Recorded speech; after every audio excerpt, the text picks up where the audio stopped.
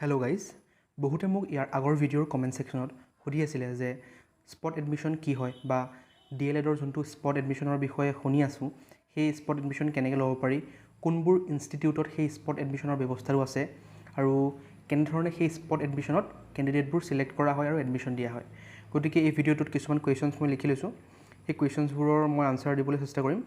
গতিকে কুৱেশ্যনছবোৰ এনেকুৱা ধৰণৰ যে প্ৰথমটো হ'ল যে when will the spot admission for D.El.Ed be conducted মানে কেতিয়া কণ্ডাক্ট কৰা হ'ব D.El.Ed কোৰ্চৰ কাৰণে স্পট এডমিশ্যন আৰু ছেকেণ্ড কুৱেশ্যনটো হ'ল what is the venue and time for the spot admission time আৰু ভেনিউ কোনটো হ'ব স্পট এডমিশ্যনৰ কাৰণে আৰু থাৰ্ড নম্বৰটো আছিলে is the spot admission done on a first come first serve basis or by merit okay spot admission মানে কেনেকুৱা ধৰণৰ হয় বা যোন প্ৰথমতে যায় তেওঁকে দিয়া হয় নে মেৰিট বেচিছত দিয়া হয় বা আপোনাৰ কাট অফবোৰ চাই দিয়া হয় এইকেইটা আছিলে কুৱেশ্যন আৰু এলিজিবিলিটি কেনেকুৱা ধৰণৰ আছিলে কুৱেশ্যনবিলাক কেনেকুৱা ধৰণৰ এলিজিবিলিটিৰ ক্ষেত্ৰত ফাৰ্ষ্ট হ'ল who is eligible to participate in the spot admission for D.El.Ed okay কোন এলিজিবল হ'ব স্পট এডমিশ্যন ল'বৰ কাৰণে তাৰপিছত ছেকেণ্ডটো হ'ল are only candidates who applied earlier be eligible okay or can new candidates also' attend okay যোনবোৰে আগতে আপোনাৰ পাৰ্টিচিপেট কৰিছে কাউন্সেলিঙত তেওঁলোক এলিজিবল হ'বনে আৰু আপোনালোক যোনবোৰে কৰিছিলে তেওঁলোকৰ নাম অহা নাই কাট অফ বা আপোনালোকৰ লিষ্টত অহা নাই তেওঁলোকো এলিজিবল হ'ব সেইটো এটা কুৱেশ্যন আছিলে আৰু থাৰ্ড কুৱেশ্যনটো হ'ল যে what original documents need to be carried for verification যেতিয়া স্পট এডমিশ্যনৰ কাৰণে নটিফিকেশ্যন ওলাব যেতিয়া যাব সেই যোৱাৰ টাইমত আপোনালোকে কি ডকুমেণ্ট কেৰি কৰিব লাগিব বা কেনেকুৱা ধৰণৰ প্ৰচেছটো হ'ব সেই সকলোবোৰৰ বিষয়ে এই ভিডিঅ'টোত মই আলোচনা কৰিম গতিকে ভিডিঅ'টো শেষলৈকে চাই থাকিব আৰু চেনেলটো ছাবস্ক্ৰাইব কৰি দিব এইটোৱে আছিল এটা PDF যোনটো SCERT অফিচিয়েল ৱেবছাইটত পাব্লিছ কৰা হৈছে আৰু ইয়াত সকলোবোৰ ইম্পৰ্টেণ্ট ডেটছৰ বিষয়ে লিখা আছে আৰু এই ডেটবোৰত চালে আপোনালোকে গম পাব ডেটবোৰ চেক কৰিলে গম পাব যে অনলাইন কাউন্সেলিং ফাৰ্ষ্ট ফেজ হৈছিলে 29ৰ পৰা 1 তাৰিখলৈকে অৰ্থাৎ 29 জুলাইৰ পৰা 1 আগষ্টলৈকে আৰু ৰিজাল্ট ডিক্লেয়াৰ কৰিছিলে 4 তাৰিখে অ'কে তাৰপিছত সেই ৰিজাল্টৰ ওপৰত ভিত্তি কৰি যোনসকলে এডমিশ্যন লৈছে এডমিশ্যন লোৱাৰ পাছত যোনবোৰ ছিট খালী ৰৈ গৈছে সেই নিৰ্দিষ্ট ইনষ্টিটিউটখনত সেই ইনষ্টিটিউটে পাব্লিকেশ্যন অফ ভেকেঞ্চি লিষ্ট অ'কে সেই নিৰ্দিষ্ট ইনষ্টিটিউটখনে সেই যোনকেইটা ভেকেণ্ট থাকি গৈছে ছিট সেইকেইটা লিষ্ট পাব্লিছ কৰিব 9 তাৰিখে আৰু ঠিক তেনেদৰে ছেকেণ্ড ৰাউণ্ড হ'ব ছেকেণ্ড ৰাউণ্ডৰ ৰিজাল্ট ডিক্লেয়াৰ কৰিব 11 তাৰিখে ছেকেণ্ড ৰাউণ্ডৰ ৰিজাল্ট ডিক্লেয়াৰ কৰাৰ পাছত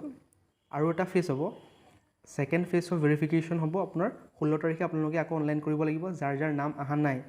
আগৰ যোনটো ফাৰ্ষ্ট ফেজ কাউন্সেলিঙত সেইসকলে ছেকেণ্ড ফেজত আকৌ অনলাইন কৰিব লাগিব আৰু সেই ছেকেণ্ড ফেজৰ যোনটো ৰাউণ্ড 3 ৰিজাল্ট ডিক্লেয়াৰ কৰিব 18 আগষ্ট তাৰিখে গতিকে এই সকলোবোৰ প্ৰচেছ যেতিয়া শেষ হ'ব তেতিয়া আপোনালোকৰ সেই নিৰ্দিষ্ট ইনষ্টিটিউটে বিশেষকৈ যোনবোৰ প্ৰাইভেট ইনষ্টিটিউট আছে সেইসকলে যদি ভেকেণ্ট ছিট ৰৈ যায় তেতিয়াহ'লে এটা নটিফিকেশ্যন আপোনাক প্ৰভাইড কৰিব যে ইমানটা ছিট ৰৈ গৈছে আপোনালোকে এই নিৰ্দিষ্ট টাইম আৰু ডেটত আহি পেলাই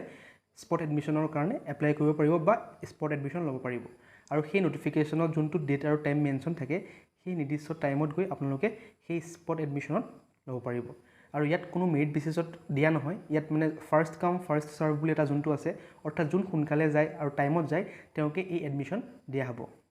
গতিকে এই সকলোবোৰ প্ৰচেছ শেষ হোৱাৰ পাছত এইটো চলিব অৰ্থাৎ 18 তাৰিখে যিহেতু সকলোবোৰ প্ৰচেছ কমপ্লিট হৈ যাব ৰাউণ্ড 3 কাট অফ ডিক্লেয়াৰ কৰা হ'ব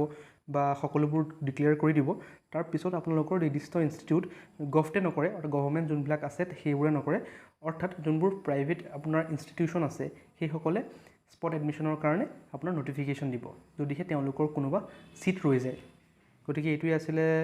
ছিটৰ ক্ষেত্ৰত আৰু কোনবোৰ ইনষ্টিটিউটে স্পট এডমিশ্যন কণ্ডাক্ট কৰে বিশেষকৈ প্ৰাইভেট ইনষ্টিটিউট যোনবোৰ আছে সেইবোৰে এই স্পট এডমিশ্যনটো কণ্ডাক্ট কৰে আৰু আপোনালোকে বেলেগ ডিষ্ট্ৰিক্টৰ পৰা বেলেগ ডিষ্ট্ৰিক্টত গৈও সেই স্পট এডমিশ্যন ল'ব পাৰে যদিহে বেলেগ ডিষ্ট্ৰিক্টত কোনোবা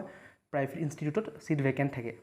এতিয়া আপোনালোকে যোনটো আপোনালোকৰ ফাৰ্ষ্ট কুৱেশ্যন আছিলে সেইটো গম পালে যে when will the spot admission for D.El.Ed be conducted অৰ্থাৎ যেতিয়া 18 তাৰিখে ৰাউণ্ড 3ৰ ৰিজাল্ট ডিক্লেয়াৰ কৰিব তাৰ পিছতহে আপোনালোকৰ D.El.Ed অৰ্থাৎ কোনো প্ৰাইভেট ইনষ্টিটিউশ্যনে সেই স্পট এডমিশ্যনৰ নটিফিকেশ্যন দিব আৰু আপোনালোকে সেই নিৰ্দিষ্ট ডেটত গৈ সেই এডমিশ্যন ল'ব পাৰিব অ'কে টাইম এণ্ড ভেনিউৰ কথা গম পালে যে ইয়াত কোনো স্পেচিফিক ভেনিউ নাই অৰ্থাৎ যোনখন ইনষ্টিটিউট খালী থাকিব বা যোনখন ইনষ্টিটিউটত ছিট ভেকেণ্ট থাকিব সেইখন ইনষ্টিটিউটে এই স্পট এডমিশ্যনটো কণ্ডাক্ট কৰিব বিশেষকৈ যোনবোৰ প্ৰাইভেট ইনষ্টিটিউট হয় আৰু থাৰ্ড কুৱেশ্যনটো আছিলে is the spot admission done on a first কাম অ'কে মই ক'লোঁ এইটো যোনসকল ফাৰ্ষ্ট যাব তেওঁলোককে এডমিশ্যন দিয়া হ'ব ফাৰ্ষ্ট কাম ফাৰ্ষ্ট চাৰ্ভ বেচিছত এইটো এডমিশ্যন দিয়া হয় এলিজিবিলিটিৰ ক্ষেত্ৰত who is eligible to participate in the spot admission for D.El.Ed সকলোৱে যাব পাৰে যোনবোৰে ল'ব বিচাৰে এডমিশ্যন অৰ্থাৎ যোনবোৰে PET যোনটো টেষ্ট দিছিলে প্ৰি এণ্ট্ৰি টেষ্ট যোনটো আছিলে সেইটো দিছিলে আৰু যিসকলৰ নাম নাহিলে